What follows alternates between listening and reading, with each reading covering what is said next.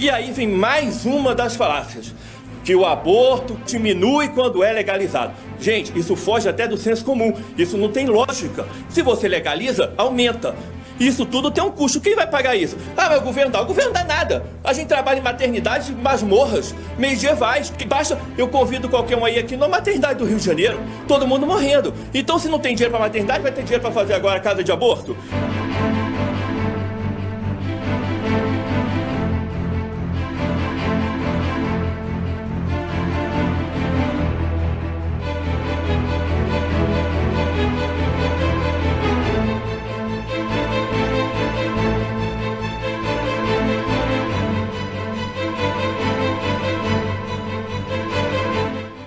Fala pessoal, Gabriel Monteiro, estou aqui com Rafael Câmara, doutor e médico da UFRJ, é um grande militante a favor da vida, pró-vida, ganhou destaque nacional após defender no STF a DPF 442, correto, doutor? Sim. Então nós estamos aqui, todo mundo já sabe minha posição, eu sou também pró-vida, contra o aborto, e eu chamei essa autoridade nacional, que é médico, tem legitimidade no assunto, é conhecedor, professor e milita na área. Doutor, primeiramente, eu te agradeço a sua vinda aqui no nosso canal. É muito importante que pessoas como o senhor que militam pela vida venham trazer o conhecimento à baila a todos os nossos ouvintes. O senhor, primariamente, é contra ou a favor do aborto? Qual tipo de aborto que o senhor é contra? Qual tipo de aborto o senhor é a favor?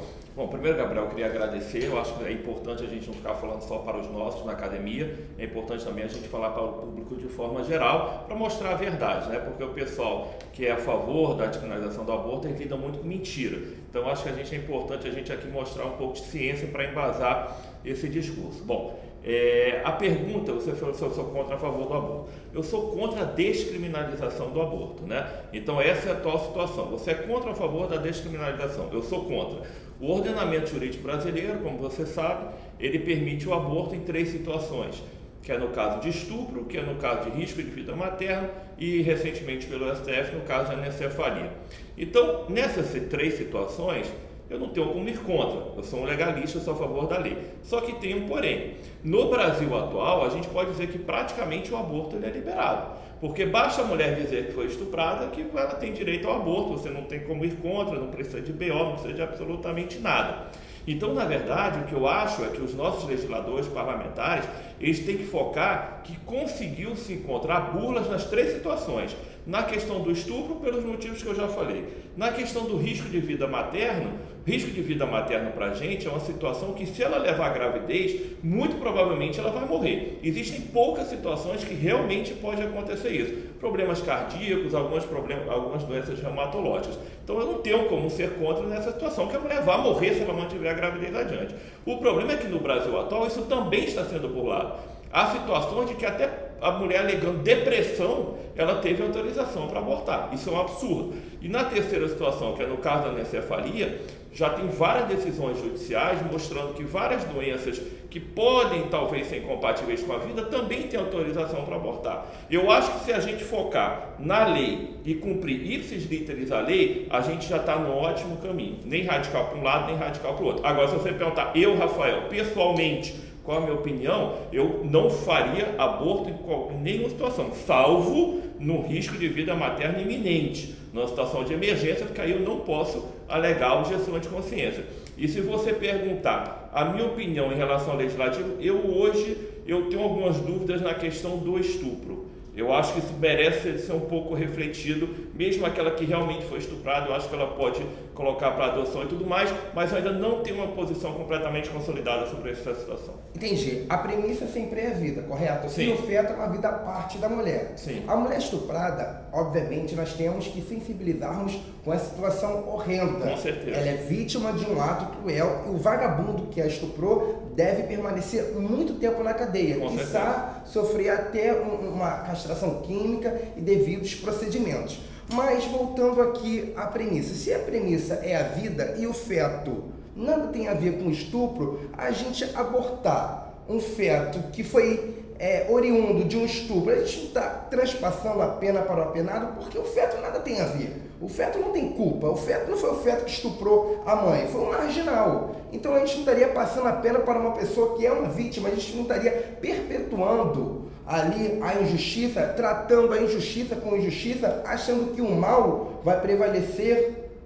Eu concordo contigo, é o que eu acabei de falar para você. O que eu acho é que atualmente, como você tem, quem está comandando essa discussão até pouco tempo atrás eram os progressistas, os a favor da descriminalização, os esquerdistas. Então, hoje, não há nenhum tipo de preocupação com isso que você acabou de falar. A mulher, ela diz que foi estuprada, tendo sido ou não tendo sido, parece que há um estímulo para ela abortar. Essas pessoas, elas veem o feto, o embrião, como uma amontoada de células. Elas não veem como vida. É muito difícil argumentar com pessoas que não veem o embrião como uma vida, como a gente vê. Então, é que nem você falar A e a pessoa falar Z. É muito difícil discutir com esse pessoal, porque não só eles não veem o bebê dentro do útero como uma vida, como eles lidam com muitas mentiras. Eles mentem muito. E no STF foi exatamente isso que eu mostrei lá, as mentiras que eles falam. Eles dizem que tem 50 mil mortes por ano de aborto, 70 mil, 11 mil, nem eles sabem o número. E eu lá mostrei que esse número é muito pequeno, de 30 a 40 mortes por ano, dentre várias outras mentiras que eu mostrei. De mulheres por aborto, que na verdade não é nem de aborto provocado, é por qualquer tipo de aborto, porque quando eu falo 40 a 50 mortes, eu estou falando de morte por aborto espontâneo mata. Gravidez ectópica, gravidez nas trompas, é um tipo de aborto, mata. Gravidez por mola, é um tipo de aborto, mata. E também os abortos ilegais, que vão ter, mas é muito pouco. E foi isso que eu mostrei lá. O próprio aborto, que se chama legal no Brasil, porque não é legal, na verdade é que tem excludente de licitude, você sabe disso. O próprio aborto com excludente de licitude no Brasil, quando você tem um direito legal de fazer esse aborto, isso mesmo tem risco de vida para a mulher. No ano 2015, por exemplo, você teve 3 mortes por aborto legal feito em maternidade, que era uma mortalidade maior 3 vezes que a já mortalidade materna extraordinariamente alta do Brasil, que é de 66 mil nascidos vivos, e o aborto legal teve de 186 mil nascidos vivos. Então, se a gente for fazer esse aborto dito legal de uma forma como elas querem, praticamente industrial, a gente vai ter muito mais mulher morrendo de aborto legal do que se levar a gravidez adiante. Se formos considerar esse número que o senhor trouxe, realmente. Mas até onde entra o direito da mulher ao corpo da mulher? Porque o corpo da mulher não é dela. Então ela não teria direito, esse suposto direito de abortar conforme a sua querência, conforme a sua vontade, porque nós não podemos intrometer na individualidade dela. Qual é a sua visão sobre esse aspecto, esse argumento? Pois é, o corpo da mulher é dela, ela faz o que ela quiser com o corpo dela, mas aí é que entra a questão. Essas feministas radicais, ela veem o bebê como sendo parte do corpo da mulher, e não é. Na verdade, aquele bebê é uma outra vida que não tem genética, a genética é metade dela, metade é advinda do pai, que é totalmente diferente da mulher e está ali somente naqueles 9 meses porque precisa daquela mulher para crescer e poder ir para o exterior e conseguir de alguma forma sobreviver. Então é um corpo totalmente à parte. Eu não tenho, se a mulher fosse somente ela faz o que ela quiser com a vida dela. Inclusive, se quisesse matar, faz o que quiser. Agora, o que ela não pode é matar uma outra vida que não tem nada a ver com ela. Não é aqui, pessoal, não é um machismo, porque a gente também está defendendo o direito da vida do feto feminino. Com certeza. Metade dos fetos é mulher, né? Então, na verdade, a gente está tentando impedir a morte de milhões e milhões de mulheres. Isso vai parecer que alguns países do mundo que escolhem o homem, em vez de escolher a mulher para ter trabalho braçal. A gente sabe, não vou citar nomes aqui, mas tem alguns países que fazem isso. O Brasil, na verdade, vai começar a matar mulheres a Deus dará. Isso não está correto. A gente está defendendo a vida, inclusive a vida da mulher. Com certeza, doutor. Corroboro com o seu argumento e muito admiro a sua eloquência quando o senhor fala sobre o aborto. Doutor, mas é uma discussão que é precípua do aborto. Quando começa a vida? Quando que na verdade se forma ali o ser humano? Quando que na verdade há uma pessoa, há um feto com a essência humana? Quando que começa para a ciência? Pois é. Uma coisa que eu venho me especializando e é relativamente fácil é você quebrar os argumentos de quem é a favor da descriminalização do aborto. Porque os argumentos são todos muito fracos e risíveis, né? Então, esse talvez seja o argumento mais fácil de derrubar. Você querer dizer que há uma discussão de quando começa a vida, isso não se sustenta. Na verdade, a vida começa quando você tem a junção do espermatozoide com o óvulo, aquilo ali forma um zigoto, a partir daí você tem uma vida. Aquele código genético ele é uno, aquele código genético é individual, aquele código genético você é o mesmo código genético do momento que o espermatozoide do seu pai juntou com o óvulo da sua mãe até hoje. Então a vida começa aí. Então eu não consigo ver lógica nessa pseudo-discussão de quando começa a vida. Isso, para meu ver, não tem o menor sentido. Eu também acordo com o senhor perfeitamente, mas o que eu percebo é o argumento da atividade cerebral, porque a atividade cerebral ela não começa quando há a concepção, correto? Sim. A atividade cerebral ela vem posterior, né, ao desenvolvimento do feto. E hoje, para a ciência, isso já é algo indiscutível, que a morte é considerada a morte cerebral, já não é mais a morte cardíaca. Perfeito? Sim. Se não há atividade cerebral e a morte é considerada a morte cerebral e o feto, em determinado ponto, em determinado momento, não tem atividade cerebral, a gente não estaria falando de um corpo sem vida? Tá, vamos por partes. Na verdade, a morte é a morte, né? Quando você tem a morte celular, e aí vai ser basicamente quando o coração ele parar de bater. O que você está falando é da questão da morte encefálica. A morte encefálica, quando você dá o diagnóstico de morte encefálica, isso é irreversível. Aquela pessoa jamais voltará a ter atividade cerebral, ela não vai ter mais consciência. Então, a partir daí, né, não há mais muito sentido em você manter os órgãos vitais funcionando. Essa é uma questão. Bom, aí você fez uma outra pergunta, a pergunta de quando começa a atividade cerebral no embrião feto.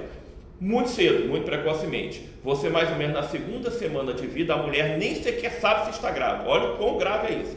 Quando a mulher, os abortos que são feitos, eles são feitos já numa fase, não é precoce, não tem como ser precoce, a mulher nem sabe que está grávida. Com 2 semanas de gravidez, você já tem o início da formação do tecido cerebral, do sistema nervoso.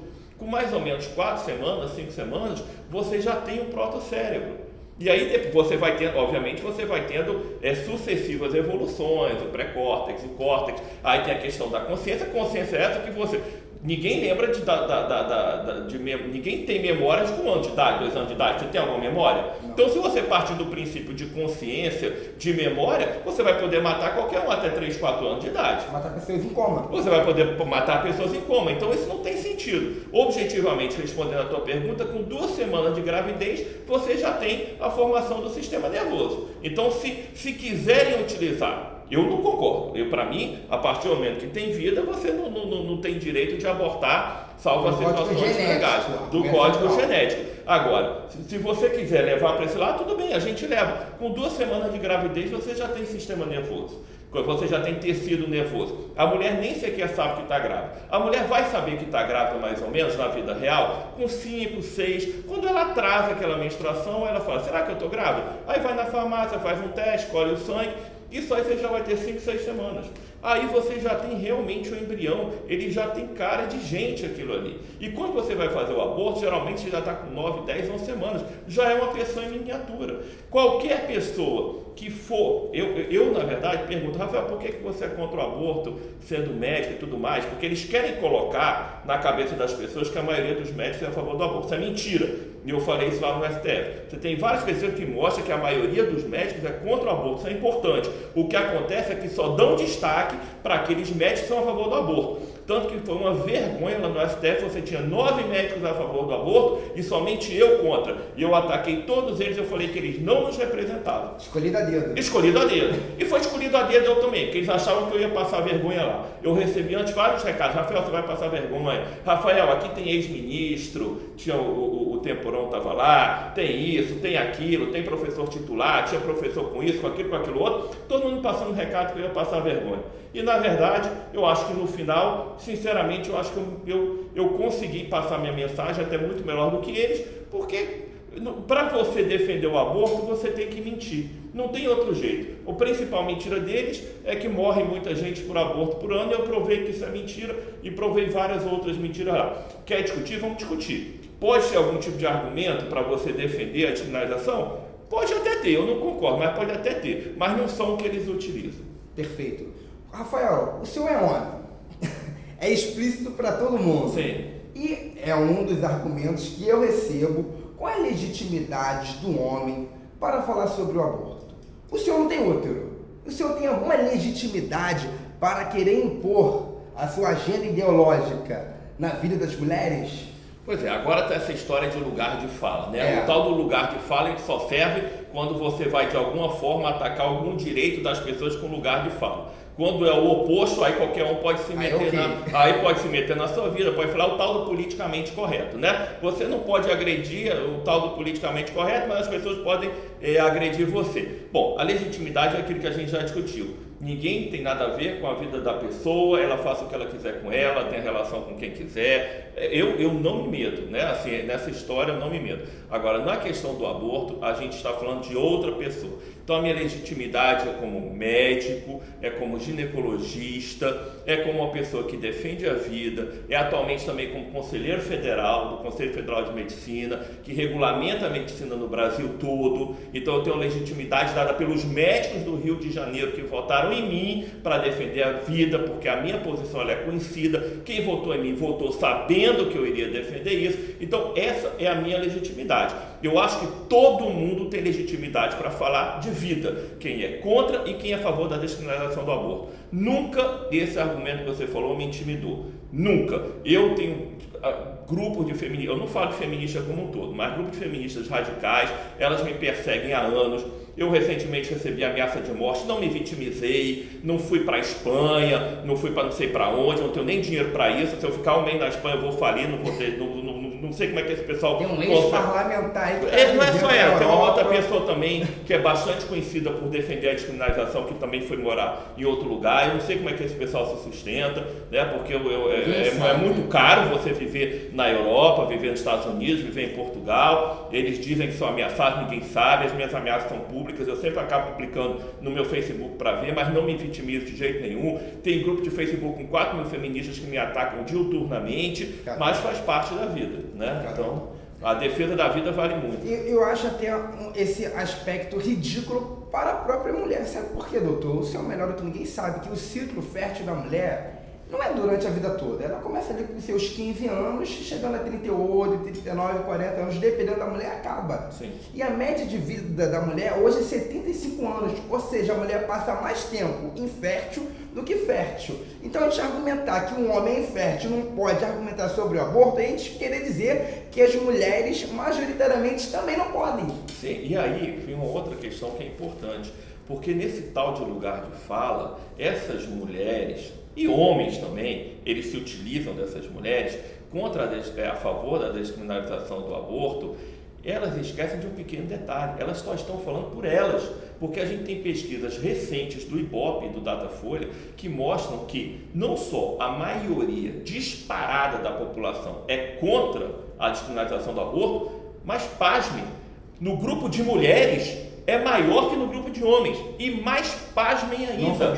Elas dizem que as pobres e pretas, elas adoram usar esse argumento que elas estão defendendo as pobres e pretas. O extrato populacional que é mais contra a descriminalização do aborto são as mulheres, pobres e pretas. Isso está disponível em pesquisas recentes do Ibope e Datafolha. Então, feministas, vocês estão falando somente por vocês. Vocês não estão falando pela população brasileira. Eu estou falando pela população brasileira, porque eu defendo o que a maioria da população defende. Elas defendem elas defendem esses estudos chinfrins que são feitos com verba pública, que eu espero que esse governo atual, que a gente apoiou para se eleger, faça alguma coisa, porque até agora o atual governo, que teve uma pauta muito forte contra a descriminalização, objetivamente ainda não fez nada. Eu já dei várias sugestões, já tive uma reunião com o ministro Mandetta junto com alguns senadores, e a gente está aguardando medidas efetivas para a gente resolver esse problema do aborto no Brasil. É basicamente a hipocrisia do pessoal que se diz representar a periferia, sendo que o seu eleitorado está na Zona Sul. Sim. Diz ser contra o racismo, a favor do negro, que o negro tem que ficar dentro da nossa sociedade, das nossas camadas, mas representantes para o executivo aqui no Rio de Janeiro e no município do Rio de Janeiro são brancos. O Marcelo Freixo, agora possivelmente o 5, o Tarcísio. Então, essa hipocrisia que é demasiada pela esquerda, pelo pessoal e esses ditos defensores dos direitos humanos. Como que o senhor enxerga um dito defensor dos direitos humanos que é a favor do aborto? Que direitos humanos é esse? É direitos humanos para matar?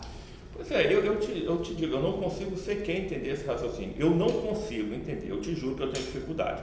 Eu posso ter opinião divergente de várias pessoas e conseguir entender o outro lado. Eu, Rafael, eu não consigo entender como que alguém pode defender o direito de você.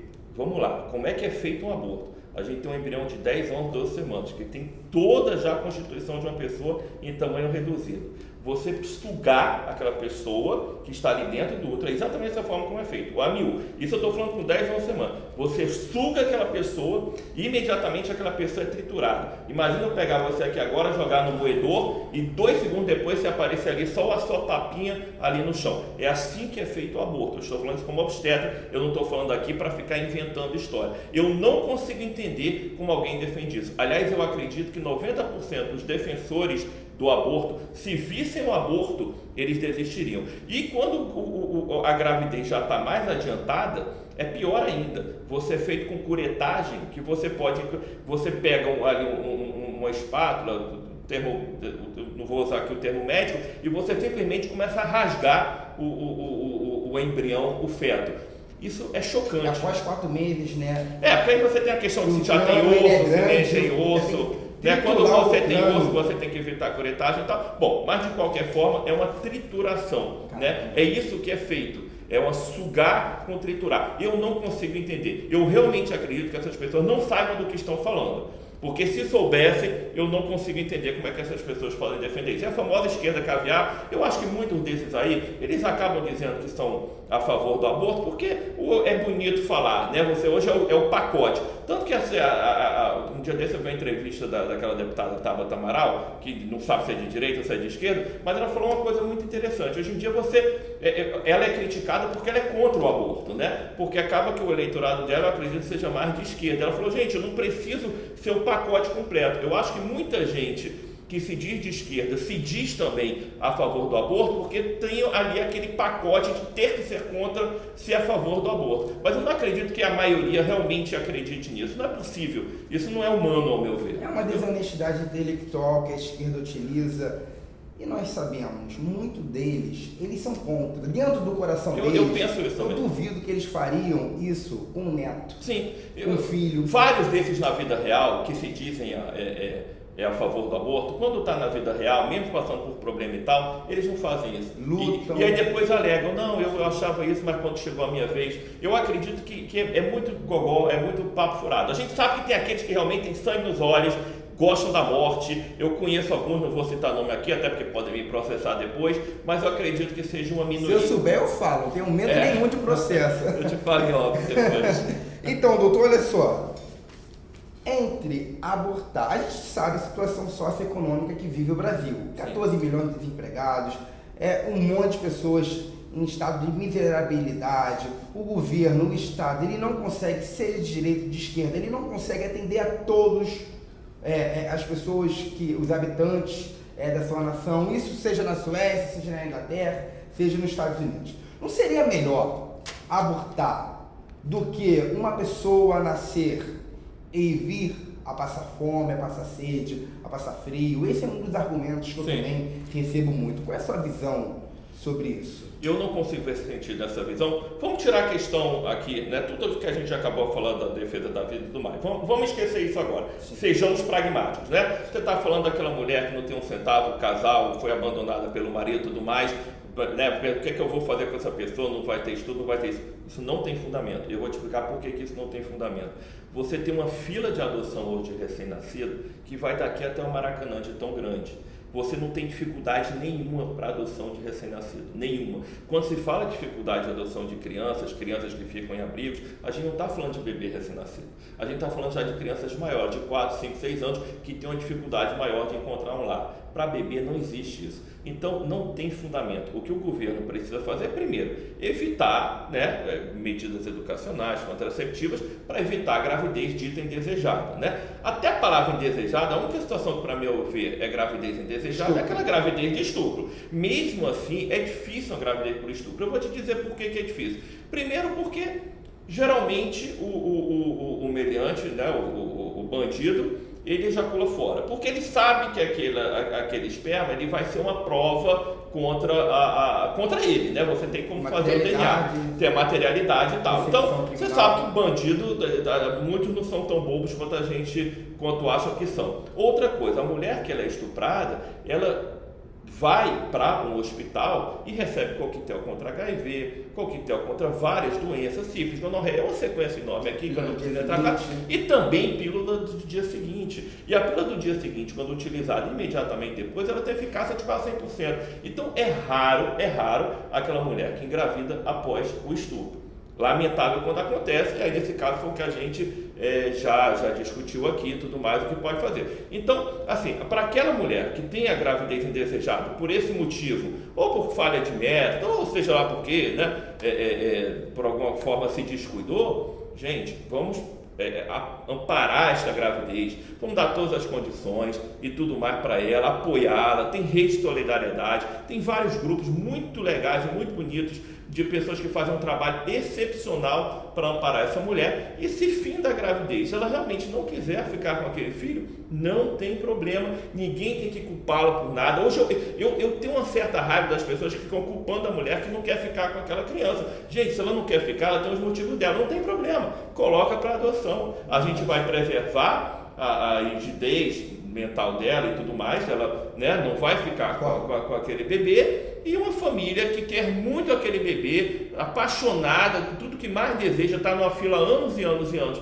para ter um bebê, vai ter direito a sua gravidez. Até mais do que a própria mãe. Exatamente, com certeza, porque aquilo ali foi desejado, diferente da gravidez indesejada que não foi. Então, assim, essa situação que você falou, ela não é a situação da vida real, porque tem uma fila enorme para adoção. Então, não cabe. Um por um, a gente vai quebrando os argumentos a favor da descriminalização do aborto. Eu não consigo ver um único argumento realmente palatável, um argumento importante que me faça mudar de ideia, porque pode ter certeza, como a minha defesa contra a descriminalização, ela não é focada em argumentos religiosos, se eu tivesse algum argumento técnico que me fizesse mudar de ideia, eu poderia mudar de ideia, né? Assim, mas não tem nenhum, não existe nenhum argumento que até hoje tenha sido mostrado para mudar de ideia. Primeiro que 90% é mentira, e aqueles que poderiam ter alguma lógica, eles não têm lógica, como esse que você acabou de falar. É facilmente quebrável essa argumentação. Pessoal, eu não defendo esse argumento não, eu apenas transpassei para o doutor. Eu não sou idiota de pensar dessa forma. Doutor, e de fato, como que uma mulher que hoje está com 3, 4 meses, está pensando em abortar, está tendo orientações do rapaz que a engravidou, mandando ela abortar, qual é a sua orientação como médico? Qual é o primeiro passo dela? O que ela tem que fazer? Procurar a polícia, ir num psicólogo? Então, bom, aí depende de como é que está sendo essa solicitação, né? Se essa solicitação está sendo feita de forma violenta, criminosa, é óbvio. A primeira coisa é procurar a delegacia de polícia. Se está sendo feita daquela forma, né, mais velada e tudo mais, eu acho que aí você tem questão de conversar com a pessoa, e se a pessoa insiste nisso, você se afastar, né? Assim, a gravidez ali naquela situação, ninguém tem direito de chegar e obrigar. Aliás, é um argumento até que eu defendo isso porque eu defendo a vida, mas as feministas, já que elas dizem que o corpo é da mulher e que a mulher decide, se você parar para pensar, o homem deveria ter o direito, então eu também não quero, o corpo é meu, eu não quero saber desse filho, ou você mate ele, eu não vou dar pensão. Agora eu vou falar igual você, eu não defendo isso, porque eu defendo a vida. Agora, elas deveriam também, se a mulher tem autonomia para decidir, o homem também deveria ter autonomia para dizer que não vai pagar pensão e para mandar matar. Questão, né, de analogia, olha que ponto a esquerda chega, porque a esquerda, a mente revolucionária, ela é louca. Sim. Ela entra em contradição com ela mesma. O tempo inteiro. Se você for defender esse argumento, você vai defender a intromissão verdadeira do homem no corpo da mulher, mandando-a abortar uma vida alheia, porque ele não vai dar a pensão. E doutor, o instrumento jurídico, normativo, melhor para se combater o aborto, realmente é uma lei penal, porque o senhor é contra a descriminalização, ou seja, o senhor deseja que ainda seja pautado no direito penal uma pessoa que vai abortar. O senhor ainda acha mesmo que o direito penal é mais eficaz? E, se for mais eficaz, qual seria a pena? aplicado à mulher que aborta sem ali a estudante de licitude. Olha, é lamentável que a gente tenha que defender isso, mas não há outra forma.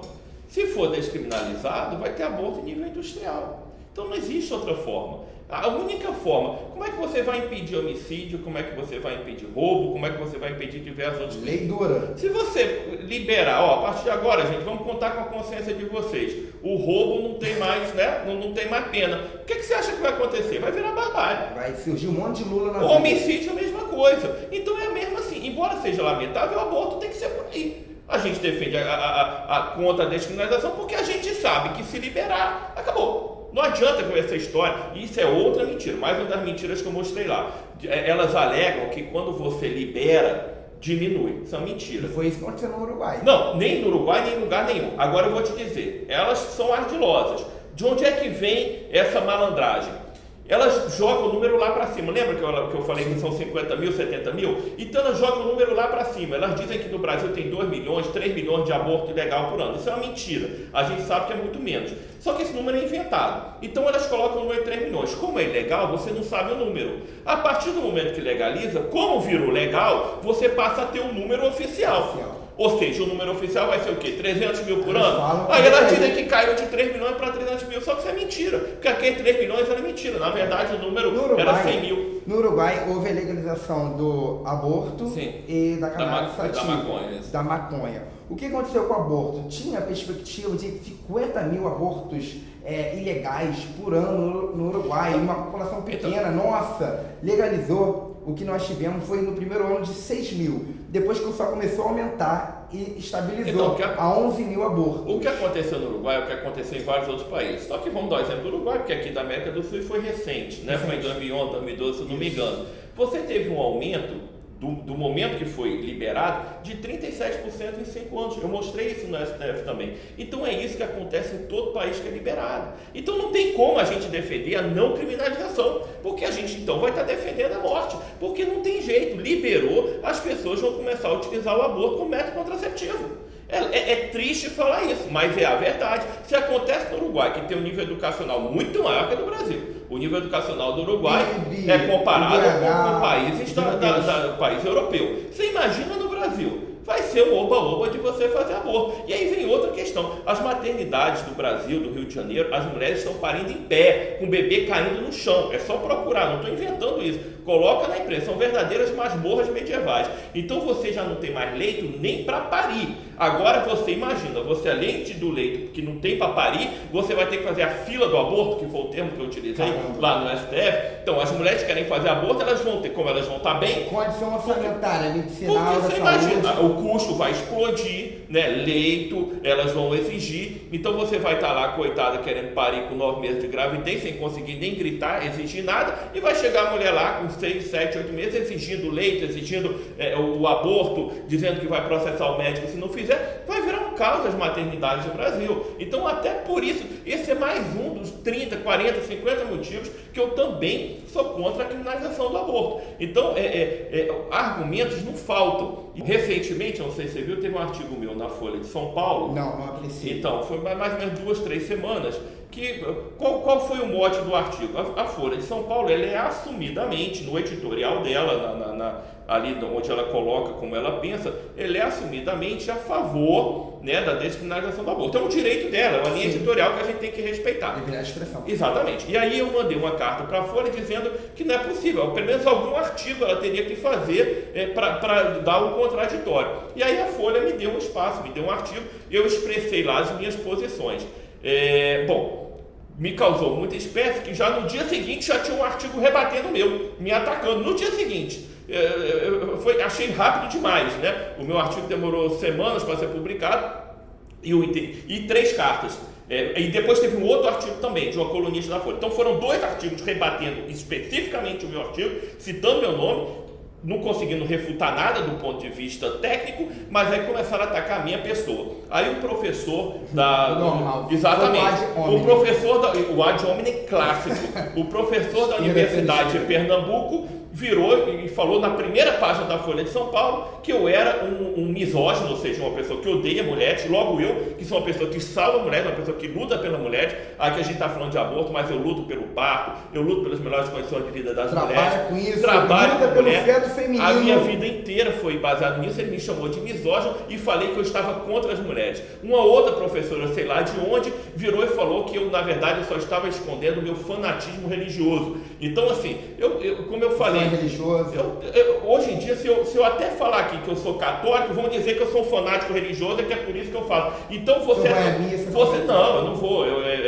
eu sou um católico não praticante, né? Que intolerância religiosa. Para você ver, até pessoa. se eu falar que eu sou um católico, só eu estar falando isso aqui, você pode ter certeza que amanhã já vão estar dizendo que eu sou um fanático religioso. Que ponto, pessoal, percebam o medo de uma pessoa instruída, é um doutor, respeitado no Brasil todo, que está na América Latina, tem medo de confessar que eu sou um católico não praticante. Um católico não praticante, sequer vai à missa. Exatamente. Isso é intolerância porque religiosa. Vão usar isso contra mim a partir de agora. Tá vendo? O Rafael é um fanático religioso e é por isso que ele defende. E um outro falou que eu fazia parte, que eu era delegado de um instituto, que na verdade eu nunca fui delegado de nada. Então eles inventam histórias suas para tentar te diminuir, para tentar contradizer você, mas não conseguem. E os argumentos que tinham nos artigos também, todos me atacando, em forma nenhuma, falaram que eu era um negacionista, conseguiram me jogar que eu era um negacionista junto com o terraplanismo. Contra a ciência. Não sei se você sabe, eu sou inclusive astrônomo amador, eu adoro astronomia, então jamais querer me comparar com alguém que fala que a Terra é plana ou coisa do tipo, não tem o menor sentido um negócio desse. Então, a chave não está quente. Eu não está quente, eu tenho vários estudos sobre evolução do parto, que eu estudo desde 400 milhões de anos, você tem artigos vários meus em revistas científicas internacionais, então querer me dizer como negacionista, alguém que tem vários estudos e artigos em revistas internacionais do melhor nível, querer dizer que eu sou negacionista da ciência, é uma loucura, isso não vai colar. Isso eles falam para eles e por eles, mas isso não vai colar comigo e eu vou continuar defendendo o que eu acredito. Doutor, o que eu percebo muito é a guerra de narrativa, a era da pós-verdade. Bom, ele tem um argumento científico embasado aqui em estudo sério e empirismo. Nós não temos aqui possibilidade, dispensando, de convencer o público refutando nos argumentos. Vamos falar que ele é um preconceituoso, vamos falar que ele é um fanático religioso, vamos atacar a pessoa dele e não as ideias. Isso acontece muito, a esquerda é doutora em fazer isso. Então, eles fazem isso comigo há anos e anos, desde a época do Orkut, só que realmente, desde essa minha fala no STF, está piorando muito. E depois desse artigo na Folha, a coisa está tomando uma proporção muito grande. Vai ficar pior depois dos vídeos. E vai ficar pior. Então é difícil você lidar, porque basicamente o meu médico, como eu falei, a maioria dos médicos pensa igual a mim, mas a maioria tem medo de falar ou não quer se estressar, porque essa exposição, ela não é legal. Você ficar apanhando de tudo que é lado, as pessoas ficarem procurando pelo em casca de ovo, te atacando de tudo que é lado, você sabe disso muito mais do que eu. Eu sou youtuber, já estou preparado. Eu não sou youtuber, eu não tenho nada a ver com isso, eu sou da vida acadêmica, eu sou um médico, é péssimo isso. Então elas partem para cima, elas atacam, mas não vou desistir. Eu não vou desistir, isso é uma causa minha, eu quero aproveitar.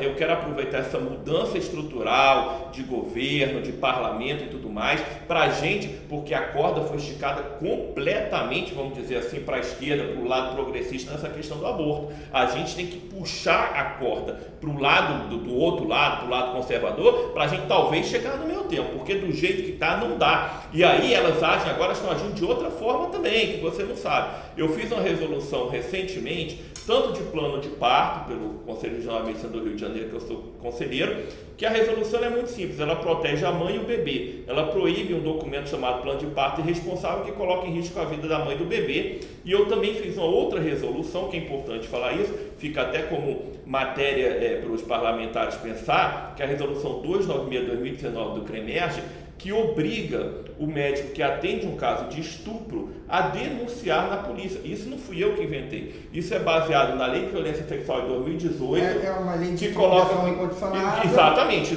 Deixou de ser condicionada ao desejo da vítima. Incondicionada. Só para explicar para o pessoal. Pessoal, olha só. A ação penal incondicionada é quando a vítima ela não tem a possibilidade de não querer que o criminoso seja investigado e denunciado.